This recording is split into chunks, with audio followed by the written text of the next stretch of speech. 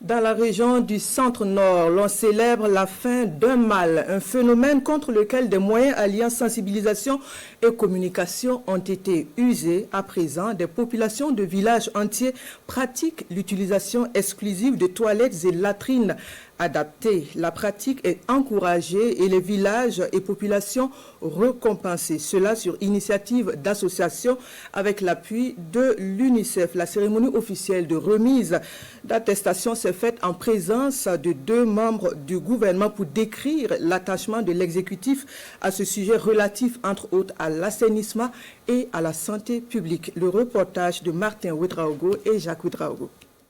Fin de la défécation à l'air libre, 22 villages certifiés dans la région du Centre-Nord décident de mettre fin à la défécation à l'air libre. Ils reçoivent ici des certificats reconnaissant leur statut officiel des mains des ministres en charge de l'environnement et de la santé. Le succès de ces villages certifiés est le fruit d'un travail acharné de la part des associations ACDCN et Dignus avec l'appui technique et financier de l'UNICEF. Il y a des villages qui ont été certifiés par le passé et qui sont retombés. Donc c'est un appel, un défi pour les membres des communautés, mais aussi pour les structures d'accompagnement et l'ensemble des acteurs, de rester vigilants, de veiller sur la sensibilisation, les jeunes générations, ceux qui arrivent, par exemple les cas des déplacés, pour que tout le monde ait l'information sur l'importance de respecter ces conditions, de l'importance de ne pas déféquer à l'air libre. Nous sommes un partenaire technique et financier.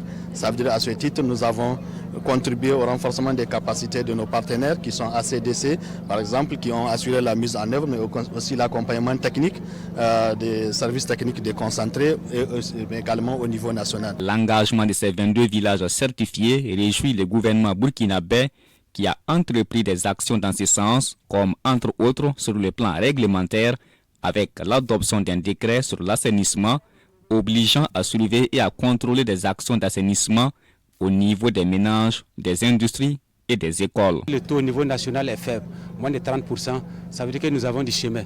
Mais nous avons engagé des actions fortes pour que le taux puisse être inversé. C'est pourquoi, par exemple, dans les grandes villes comme Ouagadougou, Koudougou et Bobo-Dioulasso, les services ont été instruits pour mettre en place des latrines publiques. Il en sera de même pour tous les chefs-lieux de région, pour toutes les communes, pour tous les départements, pour tous les villages, pour qu'à l'horizon 2030, nous puissions être au rendez-vous des ODD. Et pour préserver ces acquis déjà engrangés, les différents villages certifiés doivent être motivés et engagés à maintenir leur nouveau statut et à améliorer leur niveau d'hygiène et d'assainissement. Pour rendre cela possible, ces villages ont reçu des kits d'hygiène et d'assainissement, reconnaissance des efforts consentis et d'une invite à toujours promouvoir les bonnes pratiques d'engagement communautaire.